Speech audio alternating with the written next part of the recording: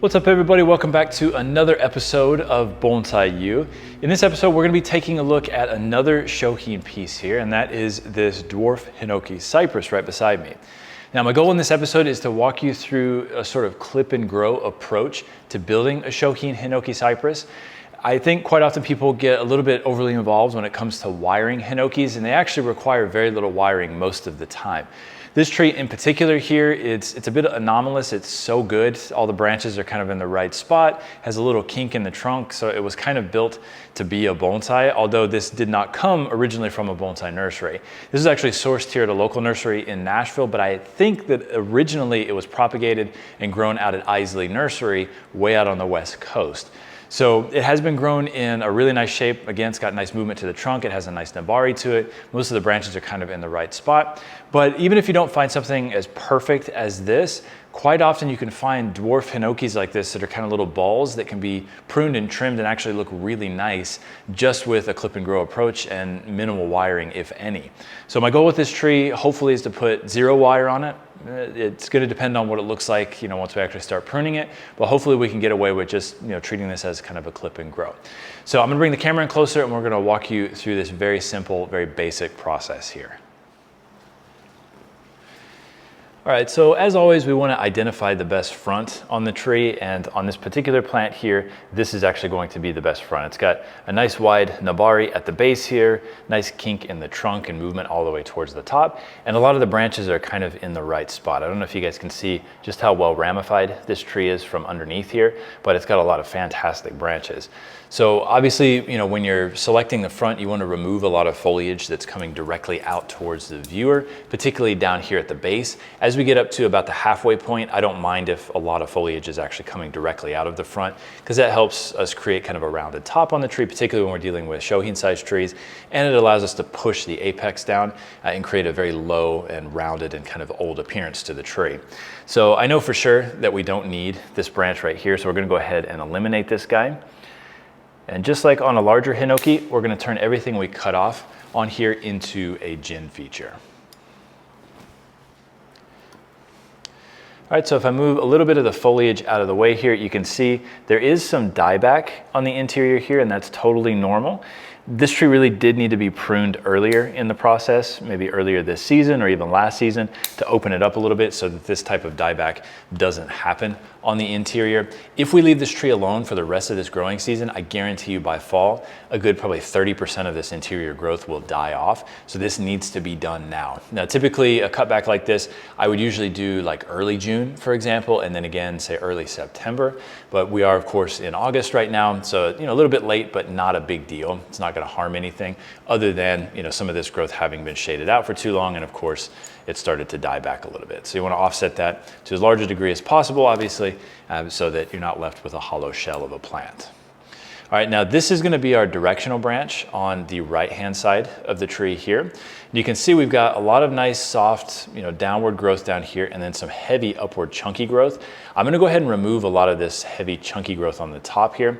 Now, I don't want to strip it all off because we do want to create a rounded top to the branch, but it is a little too heavy, and this is going to end up dying off over time if we leave this intact and leave this intact over the top of it here. So I'm looking for softer interior growth that I can cut back to. So for example, this is a pretty soft branch here, and we've got a lot of heavy stuff up above it. Even down at the basis of this heavy branch right here, we actually have some softer side lateral branching. So we can go ahead and push some of this growth back to those softer branches on the interior there. And this is something that you're going to want to do on a yearly basis, right? Because these are apically dominant, so it will continue to grow upright, thicken, and kill off the stuff down below. Now you notice I pruned that big chunk out here, but we still have interior growth intact that's going to allow us to build that sort of rounded top along the Z-axis here and give us some volume on the tree. All right, I do prefer to prune Hinokis for the most part rather than pinch them, especially when you're dealing with little dwarf cultivars like this guy. It's unnecessary to pinch them back to try to reduce the physical size of the foliage. Pruning is absolutely a-okay. It's going to keep the tree intact and in shape to a large degree. Now, some of this stuff on the bottom is a little bit too low, right? It's dangling too much. So I am going to take some of this off here So we're going to focus on removing this branch for sure. All right, and we can actually physically rip off some of the underside foliage as well by hand. It's just a little easier sometimes than pruning each individual shoot, particularly in this case since we're tearing it all the way back to the hardwood. We're not actually leaving the foliage intact on the underside. I'm completely removing it, so it's fine to tear that off by hand. All right, so here's quite chunky. I'm going to push this back just a little bit, again, to viable growth.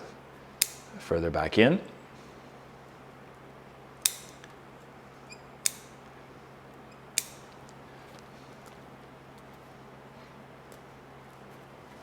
All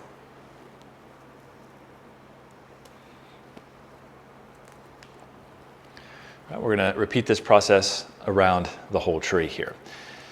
So if you want to start by removing some of the underside growth, that's fine. You don't have to start on the top necessarily. But pinching this off, removing this entirely by hand, again, is the best approach in my opinion. And then if any branches are too large, you can go ahead and cut those back.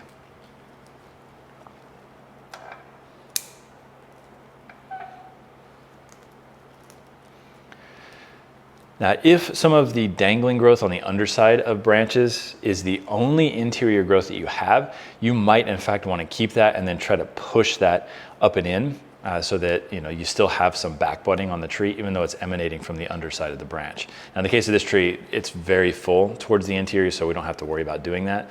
But sometimes you'll run into a situation where you do need to keep that downward growth and actually push it up and in to fill that space in.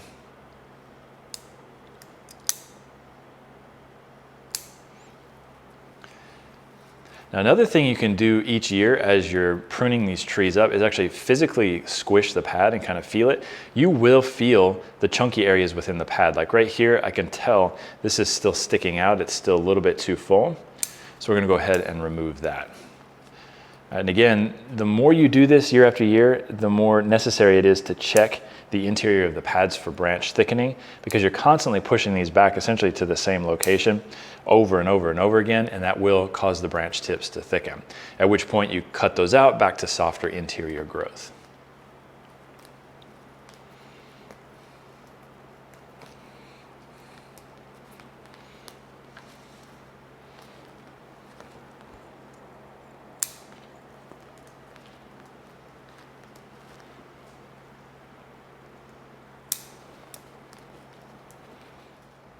All right, so you can see here, this section of this branch is rising upward and competing with the branch above it. So we're going to go ahead and push this back pretty hard here, and that gives us some nice delineation there. And we do have some dead growth on the interior, of course, here, so we're going to go ahead and peel that out. All right, so you can see I've made it up to about the 2/3 point, up to the trunk here to the apex. And you can see just how nice and delineated all of these pads down below are at the moment here. And that really, again, is coming from cleaning the undersides of the pads above and cleaning the upper side of the pad below, while still allowing for some volume on those lower pads. That way we create a pretty full looking tree with some nice delineation there. Now up here at the top, obviously we've got several huge chunks. These we can get relatively aggressive with and actually push back quite hard. All of this growth back in here is actually still viable. It's still green. It's got fluorescent green tips everywhere throughout this area here, which is an indicator that it is in fact viable. If this were starting to kind of brown out or gray out a little bit, I would not want to cut back into those areas because it may end up dying back. So you got to make sure that the tips are actually still viable. And these guys are actually alternating leaf pattern trees. So when you cut back, whatever shoot you cut back to, that will be your new shoot moving in whatever desired direction you want it to move in. All right, so we're just gonna repeat this process across the whole apex of the tree, and then we're gonna delineate the undersides of the pads up here as well.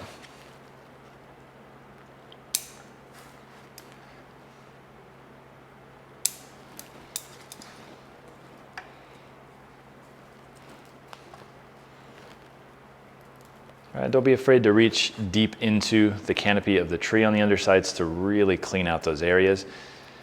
Being slightly OCD is actually a good thing when it comes to building bonsai. It makes you focus more on the details. And of course, when you're talking about shohin-sized trees, the details absolutely matter. Significantly more actually than larger trees.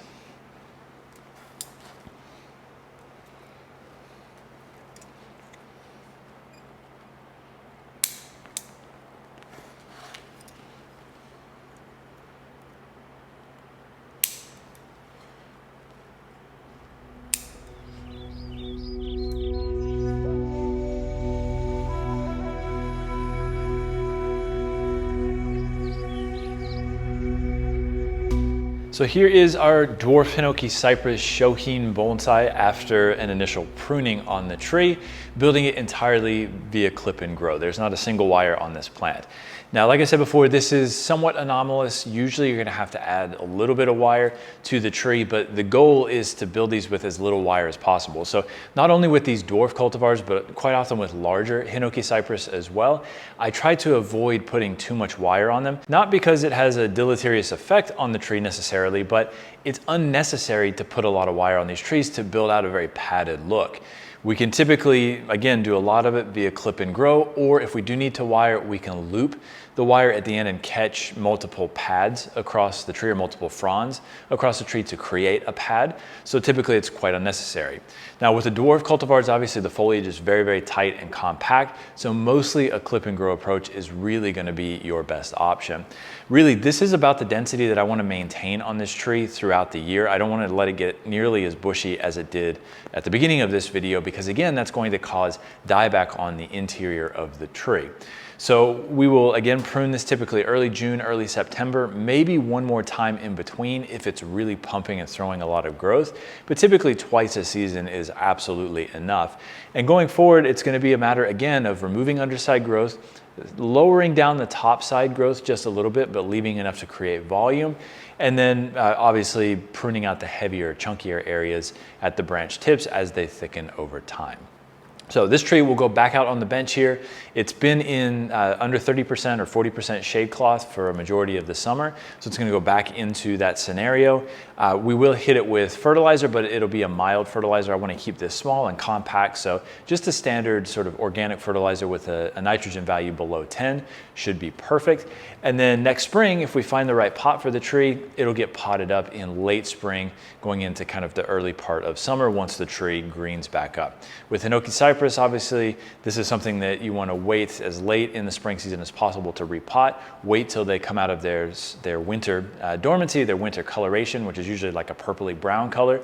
Wait until they green back up and then repot them. So if this tree is still at my nursery at that point next year, we will pot this up in a video and I'll show you what that looks like. If not, at the very least, I think a photo of this will probably go up on our Instagram at some point in a new container. So thank you guys for checking out this episode. Hope you enjoyed it. Look forward to seeing all of you next time around. And of course, until then, take care.